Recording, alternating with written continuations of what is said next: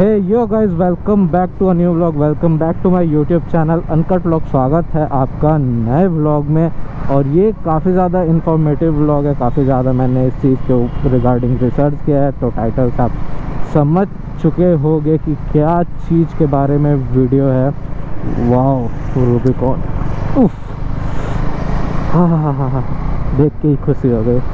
तो yes, video है हमारा क्रूज़ कंट्रोल के बारे में, जो कि अभी लेटेस्ट आया है ड्यूक 390 जेन 3 के 2025 मॉडल पे। तो जिनके पास 2024 मॉडल है इंक्लूडिंग मी, तो क्या इसमें क्रूज़ कंट्रोल लग सकता है? जो नया वाला मॉडल है इसमें लगाया जा सकता है क्या? अपन डायरेक्ट उसमें का स्विच कंसोल को लगा के ट्राई करें तो हो जाएगा क्या? तो क्या सिर्फ TFT एंड ECU अपडेट करने से इस पे आ जाएगा या क्या? तो इसमें से जो TFT और ECU वाला जो चीज़ है वो मैंने ट्राई किया है अपडेट करके, और क्या मुझे मिला है।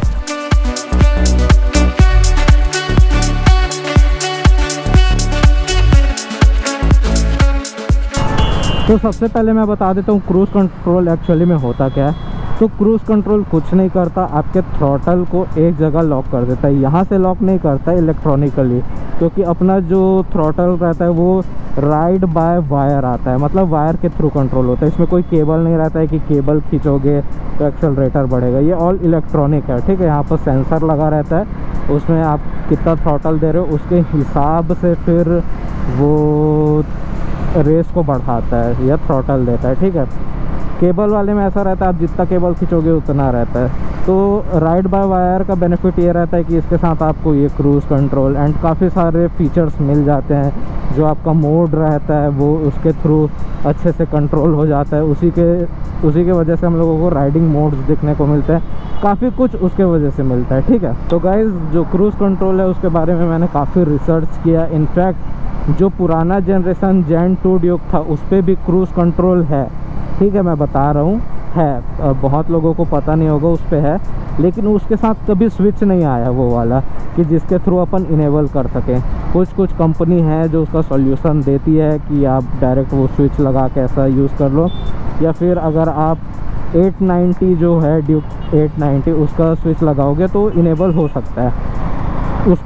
अगेन मैं उसको प्रैक्टिकल करके नहीं देखा हूँ तो 100% आपको श्योरिटी नहीं दे सकता, लेकिन हो जाता है, ठीक है। लेकिन वही बात है, 890 का आपको स्विच यहाँ मिलेगा नहीं, बाहर से इंपोर्ट कराना पड़ेगा।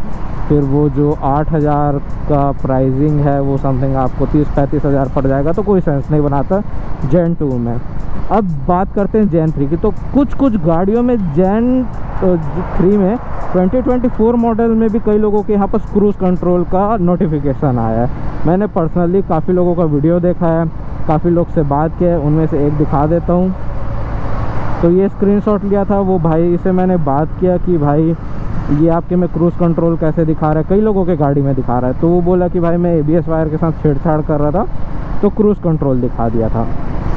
और जब अपन गाड़ी को चालू करते हैं तो यहाँ पर इतने सारे नोटिफिकेशंस आते हैं ना, उसमें क्रूज़ कंट्रोल का भी रहता है। हालांकि वो इनेबल नहीं है लेकिन है इसमें, ठीक है।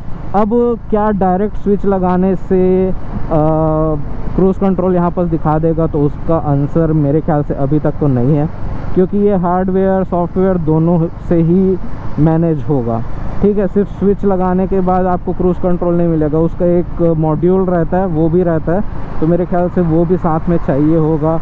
अब वो कंपनी मेरे ख्याल से आगे चल के प्रोवाइड कर देगी, जैसा कि जेन 3 के 250 में जो नॉर्मल डिस्प्ले आ रहा था LCD डिस्प्ले, उसमें TFT दिया, वैसे ही मेरे ख्याल से कंपनी थोड़े टाइम बाद इसमें अपग्रेड डाल देगी कि हाँ भाई आप लोग भी अपने में क्रूज़ कंट्रोल लगा सकते हो।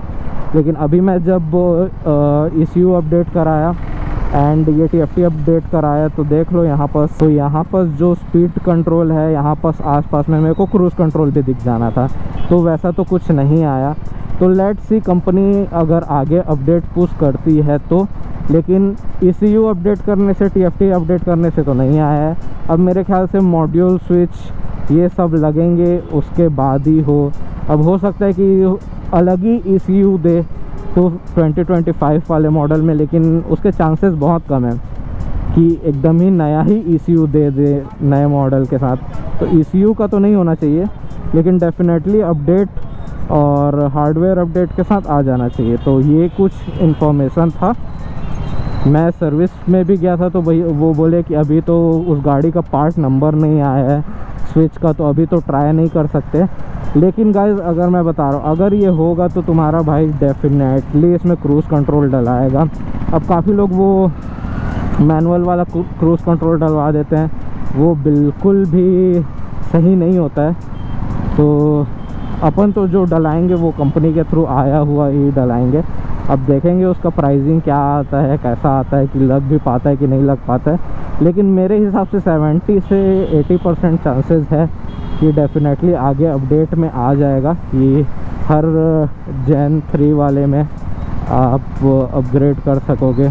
तो यस, ये कुछ था छोटा सा इन्फॉर्मेटिव व्लॉग। मैं जब से क्रूज़ कंट्रोल आया है इस मॉडल में, मतलब इस जनरेशन वाली ड्यूक में,